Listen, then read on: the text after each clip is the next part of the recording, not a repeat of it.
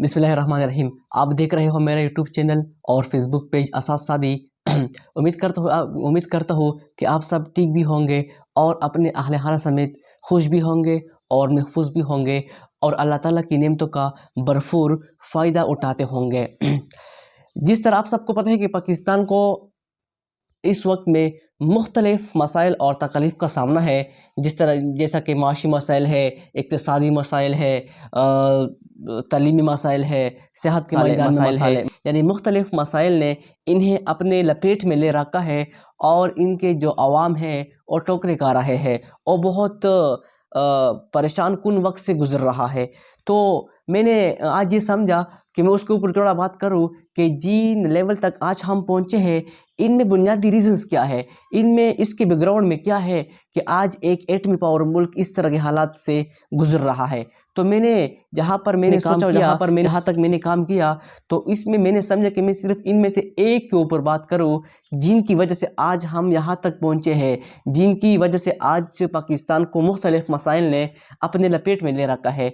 और वो मैं करूँगा महंगाई के ऊपर। यानी मेरा मतलब ये है कि मैं आज इस बात को साबित करने पर कोशिश करूंगा कि महंगाई भी एक वजह है जो किसी भी मुल्क की मशीयत को हिलाकर रख देता है, तबाह कर देता है, उनको दलदल में फंसा देने की अहलियत रखता है, और वो है महंगाई। आज मैं उनके ऊपर बात करता हूँ कि आज ये जो हालात आए हैं ये किस तरह इनमें महंगाई इन्वॉल्व है और किस तरह ये जो हालात है ये महंगाई का भी इनमें इम्पॉर्टेंट रोल है।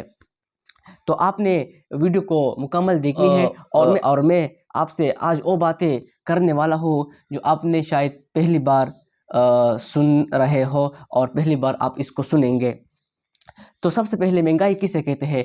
जब मुल्क में अशिया ज़रूरिया और गैर ज़रूरिया के चीज़ों की कीमतों को पर लगते हैं और वो फिर आसमान से बातें करना शुरू कर देते हैं तो इसे महंगाई कहते हैं। यानी मतलब ये है कि हर चीज़ की कीमतें आसमान से जो है बातें करना शुरू कर देते हैं और फिर जो है जो आवाम होते हैं और मुल्क के जो सरमादार भी जो है वो भी तो खरीदेंगे ना, ज़रूर खरीदेंगे, उनकी फिर खरीद की पहुंच से दूर हो जाते हैं, तो इसे महंगाई कहते हैं।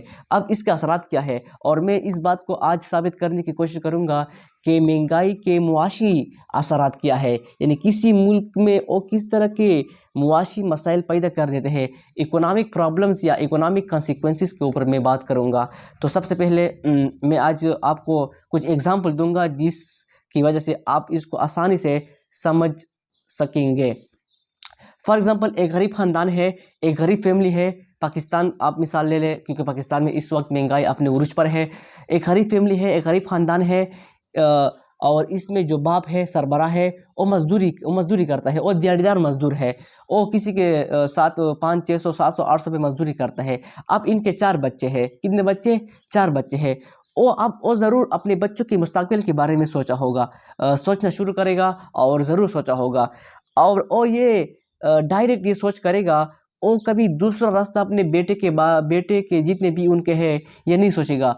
वो ज़रूर ये सोचेगा कि मैं एक बेटे को फला मैकेनिक्स के पास उसे बिठाओ, मैं एक को बाज़ार में टमाटर का रेडी लगाओ, दूसरों को किसी दूसरे के पास बिठाओ, और इसका मकसद ये होगा कि एक भी 2, 3, 4, 500, दूसरा भी 500-600 और तीसरा भी 500-600 मेरे पास शाम को लाए, और इसका मकसद ये होगा कि हम इकट्ठे इस घर के अखराजात पूरा करें महंगाई की इस दौर में। उनका मकसद ये होगा। इस वजह से वो अपने बेटों को इन फील्ड्स में भेजने की कोशिश करेंगे। अब इसके नुकसान क्या है?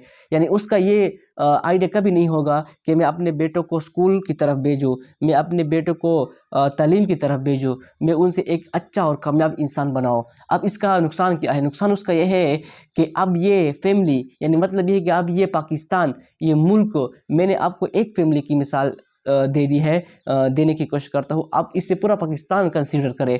अब ये पाकिस्तान 4-5 डॉक्टर से भी महरूम हुआ, 5-4 इंजीनियर से भी महरूम हुआ, 4-5 पायलट से भी महरूम हुआ और 4-5 डॉक्टर से भी महरूम हुआ। मतलब ये कि ये बच्चे तो स्कूल नहीं जाते हैं ना, इसका बाप तो इसको मैकेनिक्स वगैरह के पास बिठा देता है क्योंकि महंगाई है।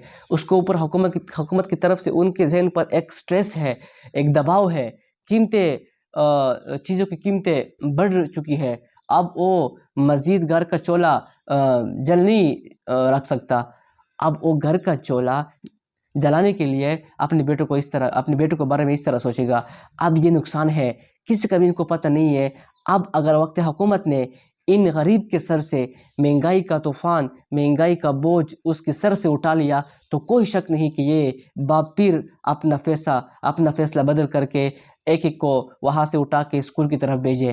ہر کوئی اپنے بیٹے کو کامیاب دیکھنا چاہتا ہے، کوئی یہ نہیں چاہتا کہ میرا بیٹا انجینئر، ڈاکٹر، پائلٹ کے بجائے ایک میکینک، ایک مزدور اور ایک دیہڑیدار مزدور ہو۔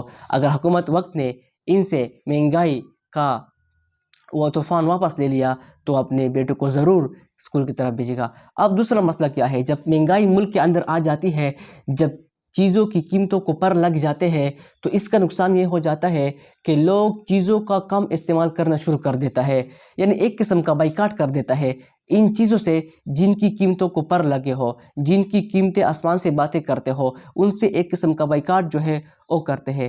اب اس کا نقصان کیا ہے؟ فار ایگزامپل ایک فیملی ہے، اس کے اندر ایک گھی کا ٹین جو ہوتا ہے، گھی کا ٹین وہ 15-20 دن کا ہوتا ہے، اب اس کا 5,000 روپے قیمت ہے۔ اب مہنگائی کی وجہ سے ان کی قیمت 5,000 سے بڑھا کے 8,000 روپے ہو گیا۔ اب ان کے گھر کے جو افراد ہیں وہ ضرور یہ سوچیں گے اور اپنے بیویوں کو یہ کہیں گے کہ اپنے گھی کو کم استعمال کرنا ہے، کیونکہ ان کی قیمت 8,000 روپے ہو گئی ہے۔ اب ضرور کم کرے گا۔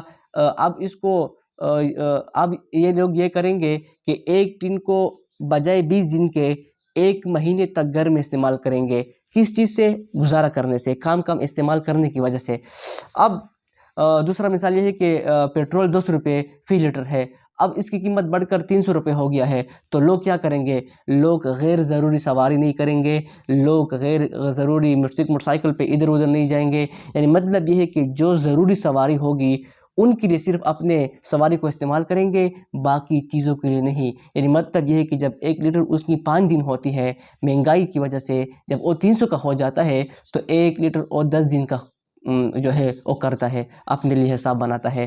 تو ان کا جو نقصان ہے، اب اس کے انتظار میں بیٹھے ہوں گے شاید۔ اب ملک کی مجموعی جو تجارت ہوتا ہے وہ کمی کا شکار ہو جاتا ہے۔ ملک میں جتنے سرمایہ دار ہیں ان کا اس طرح سیل نہیں ہوتا جس طرح کے آسان قیمتوں میں ہوتا ہے۔ جب ملک کی مجموعی تجارت میں کمی آ جاتی ہے، لوگ کم استعمال کرنا شروع کر دیتا ہے، تو یہ ملک کے لیے نقصان کی بات ہے، یہ خزانے کے لیے نقصان کی بات ہے۔ اور اس کا نقصان یہ ہے کہ ہماری طرف سے ہمارے حکومت کو ٹیکسز کا کم جانا شروع ہو جاتا ہے، وہ ہم سے کم ٹیکسز وصول کریں گے، کیونکہ ہم نے تو گزارا کرنا شروع کر دیا ہے، کیونکہ انہوں نے ہمارے اوپر مہنگائی کا طوفان جو ہے وہ بھیجا ہے، ہم ضرور یہ کریں گے۔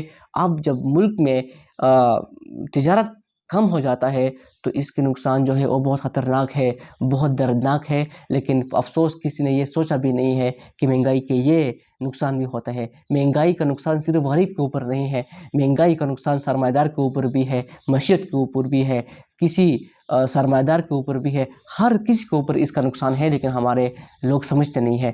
اب تیسرا نقصان اس کا یہ ہے، جب مہنگائی آتا ہے ملک کے اندر تو ہمارے جو سفید پوش ہوتے ہیں، ہمارے جو غریب گھرانے ہوتے ہیں، وہ مزید اپنے گھر کے اخراجات برداشت کرنے کی قوت کو دیتا ہے، وہ مزید مہنگائی برداشت نہیں کر سکتا، تو وہ کیا کرتا ہے؟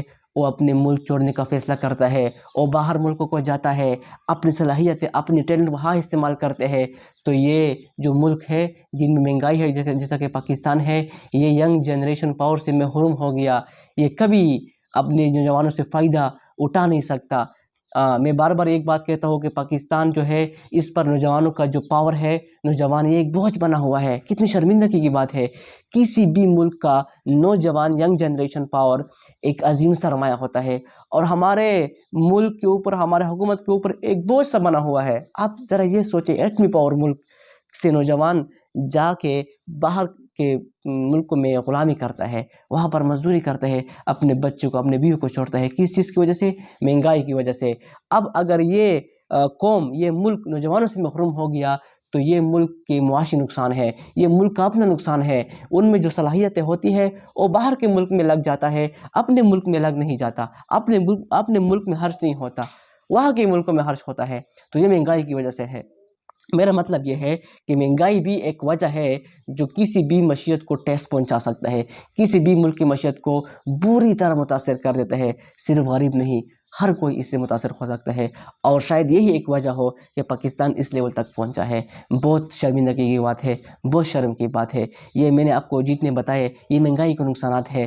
ایک ڈاکٹر نہیں بنتا کہ اسکول وہ نہیں بیچتا، آپ اس کے باپ کو اسکول نہیں بیچتا، نوجوان ملک چھوڑ کے جا رہے ہیں، اور تیسرا جو ہے ملک کی مجموعی تجارت میں کمی آ جاتی ہے، جس کی وجہ سے ٹیکسز کا جو وصولی ہے حکومت کا وہ کم ہو جاتا ہے۔ یہ نقصانات ہے۔